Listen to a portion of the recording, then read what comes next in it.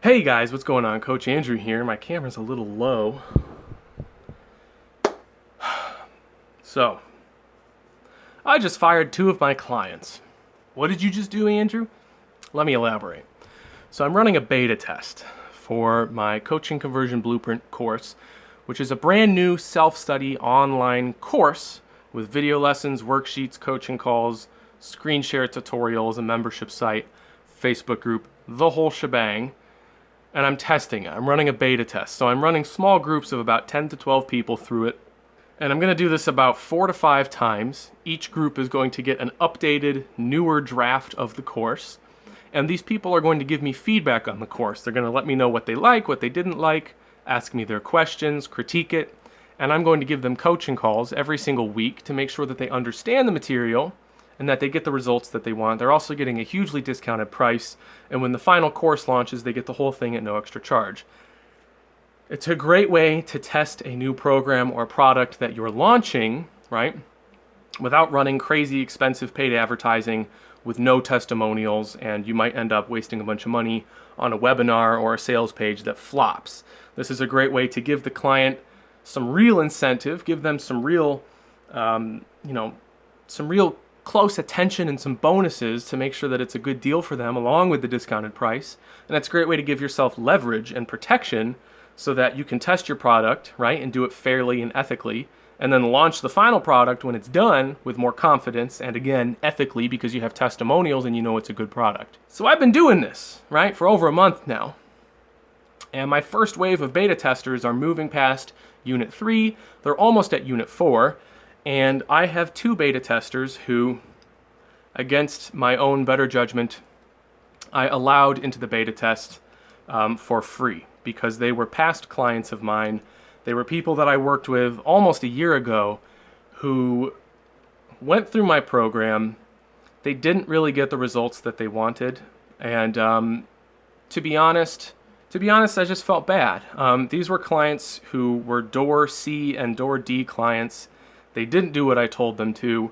They didn't communicate with me. They didn't ask questions. I followed up all the time, and most of the time they just ignored me. And each one of them, after about a month of really scattered communication and poor accountability, they just stopped talking to me, right? They stopped responding to my messages. They stopped scheduling calls and, stopped paying. So these are 2 clients who are, obviously they're poor fits. They're people you want to avoid, people you want to keep out of your program. Because either they're not committed, they're not ready, or they're just not willing to do the work. So anyways, I, being the empathetic person that I am, I reached out to them when I started the beta test and I said, hey, look, I know you didn't really get what you wanted out of the program. I don't know what went wrong because you didn't tell me, you didn't communicate with me. And ultimately, I feel kind of bad and I want to help you and I want to see if you can still get the results you want. So why don't you join my beta test? I'm going to let you do it for free since you've already paid me money in the past. Why don't you just jump in with the caveat that my paid clients come before you and I might not give you guys as much attention. But I want you to go through the course and reinforce the things that I taught you because I would love to see you succeed. Of course, both of them, jumped up and they immediately responded to their message. Hey, sorry, coach. Yeah, I went through a bad episode when we were coaching. I don't know why I didn't answer your messages. This and this happened and that happened. Bunch of excuses. Sure, I'd love to do your beta test. That's awesome. I'm totally down, 100%. I'm like, great, okay. Well, here's the link. Why don't you sign in, do the introduction, try to have Unit 1 done by next week and schedule your coaching call for week 2. And we'll see if we can, finally pick things up. So 2 weeks go by. One of them made their account, watched the first introduction video, didn't watch the second, did not even start Unit 1 by the end of week 2. The second person didn't even make their account. They didn't even sign into the course. So I started following up with them during week 2. I said, hey, you guys are behind. You made your account, you need to finish Unit 1. You need to make your account and watch the intro and start Unit 1. Try to have your calls scheduled by next week. If you don't have your coaching calls scheduled by next Friday, I don't know if this is going to work out. Both said, okay, yeah, I'm busy. I've just been so busy, haven't had time to do it, coach, but I'll do it. Another week goes by. The client who said he would do it still hasn't done it, still hasn't finished unit 1, still hasn't scheduled a call. The other client finally created his account, still hasn't watched the intro, and hasn't posted anything on social media in 2 weeks. Completely vanished, hasn't even seen my messages. So here we are, right? Coach Andrew made an oopsie, and he gave Door D clients a second chance. I'm sharing this story with you because I want this to be a lesson to you. Door C and Door D clients are not worth your time. Ever. The only reason you should ever bring on a Door C or a Door D client is if you are somehow able to screen them and prove that they have changed. And that the burden of proof is not upon you, it is upon them. So if you are ever in the situation like I was, or you're thinking about bringing failed clients back into something, make them prove that they're different, okay? Give them homework, give them a task to do. Do not waste time designing this either. Make it something repetitive and super redundant that takes a lot of time, and if they do it, then they have proven that they deserve a second chance. Furthermore, let this be an illustration of why it is so important that you have a pre-screening process in place that you take all of your leads and prospects through to make sure that they are committed to learning, they're committed to growth, and they're coachable. Okay? Because if you're constantly bringing in clients into your program who are failing, your pre-screening process sucks and you need a good one. So here's the rundown of the pre-screening process that I teach everyone who goes through the Coaching Conversion Blueprint course, everyone who does one-to-one mentorship with me. I help them design a pre-screening process and teach them how to use it, and then they only get Door A and Door B clients, people who do the work and make progress, right? Because that's what you want. So here's kind of how it goes. The first thing you do happens during the connecting phase when you're prospecting. You're searching out for a client, you connect with them, you dig down into their pains, their desires, their fears, their values, and you make a diagnosis. You figure out what their problem is, and you make sure that their problem is the exact problem that you solve. So you've identified their problem, it's a problem you can solve. That's pre-qualification number 1. Secondly, you qualify them as a business asset. So you make sure that they can pay, you make sure they have time, you make sure that they have energy, and you make sure that they have the desire and the willingness to be coached and do difficult things. Those two things are really the core of what makes a good client. And if those two things check out, there's a really good probability that they'll be a Door A or a Door B client. The third thing you do, and this might be the most critical step in making sure that you don't let any Door C or Door D people get through your filters, is you have an onboarding process. And this onboarding process should consist of a video call or maybe a presentation or a video that they watch.